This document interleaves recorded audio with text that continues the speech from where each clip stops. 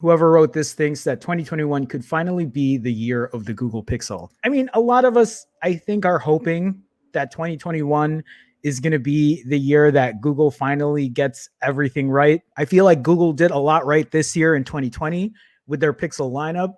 Yes, it's not perfect. There were some phones in the lineup that really checked a lot of boxes for people, which is why the Pixel 4a was my phone of the year for 2020. This time last year, I wrote a column titled, "If you got a Pixel 4 for Christmas, you should probably return it." That's great. I didn't want to write it. Ever since the Pixel launch in 2016, I've rooted for Google's phone to succeed. Well, I've been rooting for Google's phone to succeed since the Galaxy Nexus, which was 2012, I think.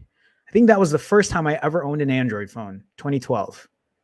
Because before that, I owned every iPhone. No other company is in such a position to bring an iPhone-like level of hardware/software integration and an experience unsurpassed on any other Android phone.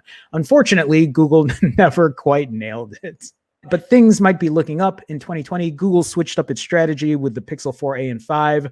The results were shockingly good. For one, the design was fantastic with a light frame, slim bezels, textured, non-glass back.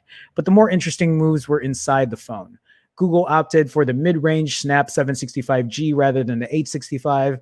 And the Pixel didn't lose a step. It still feels speedy, still delivers the purest Android experience, and still takes better photos than phones costing hundreds of dollars more. So yes and no about not all of that, but I'm pleased with the 765G.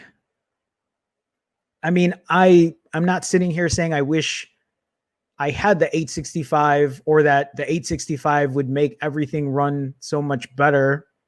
But at the same time, I can also confidently say that the Pixel 5 is not worth $700. In my opinion. Might depend on other people, but if you can find a good deal on the Pixel 5, I would wait and try to find a good deal on that. The designs didn't match the high cost, especially when compared to similarly priced handsets from Apple and Samsung. That's why the 3A and 4A have fared better in terms of sales. The lower prices just make more sense. I mean, the thing is it's not even that the lower prices make more sense. Yeah, obviously, the lower the price, the more it makes sense. The more people are going to be tempted to buy it. But it's not that the lower, it's more the fact that the Pixel phones have been overpriced. That's what it is. The Pixel 5 could sell for less. The Pixel 4 could have sold for less. God, the Pixel 4 could have sold for less. The Pixel 6 could take it even further. The lineup this year was a little confusing with the $500 4a 5G, $700 Pixel 5, especially because the 4a 5G had a bigger screen than the 5. Google has a lot more room to grow now that it has established the Pixel as a mid-range device. But does that mean that it's going to be a mid-range device for 2021? If that's what they plan on doing, they need to fix the price still. There have been rumors that Google is working on its own processor. Axios reported earlier this year that Google received its first working versions of the chip and could be ready by next year. Axios reports the chip will include hardware optimized for Google's machine learning technology, with part of the chip focused on improving the performance and always-on capabilities of Google Assistant. The hope here is that once this chip is made, if it is going in the Pixel 6 or whatever upcoming Pixel phone for 2021, I think it's going to be, I'm hoping it's going to be good. I'm hoping that it's going to be following the same path as Apple, making things more efficient, making things more streamlined, because everything is just working together, the hardware and the software. They don't have to reach out to Qualcomm.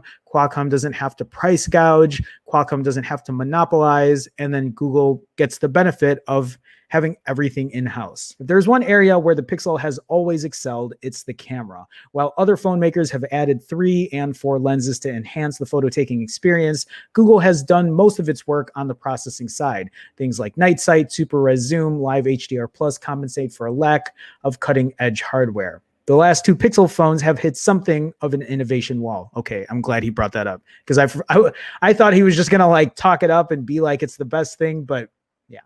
The Pixel 5 still takes some of the best photos for a smartphone at any price. There isn't much it can do that the Pixel 4a can't also do for hundreds less. Also very true. Granted, the Pixel 5 has an ultra-wide lens, but the overall Pixel camera experience seems primed for a breakthrough in 2021.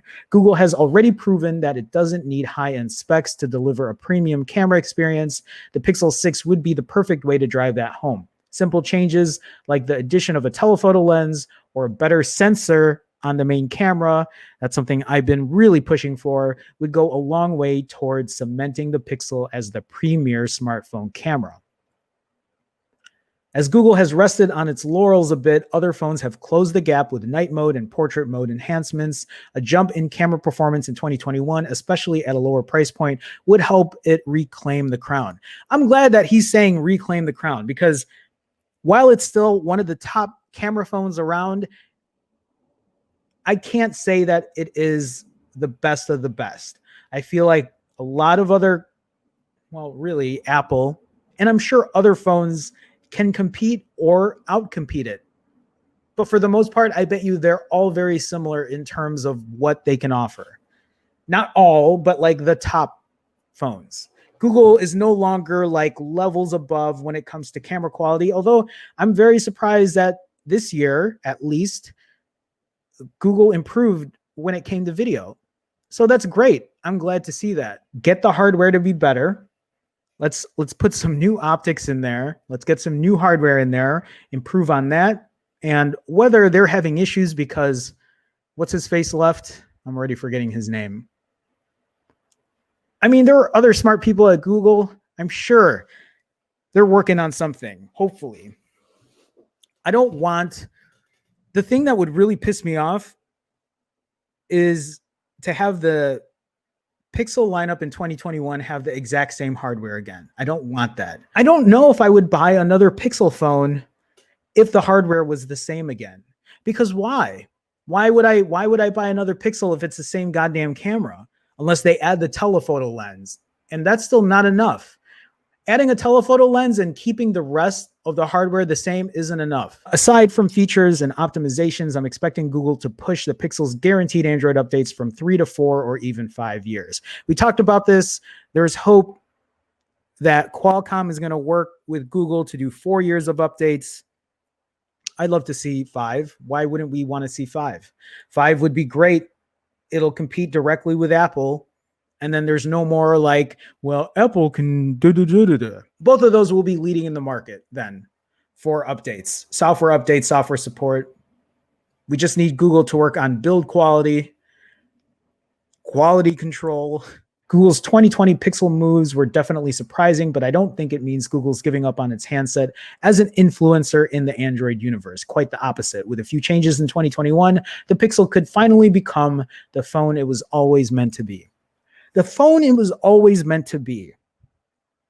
The phone it was always meant to be. I don't know if Google really has a phone that was always meant to be.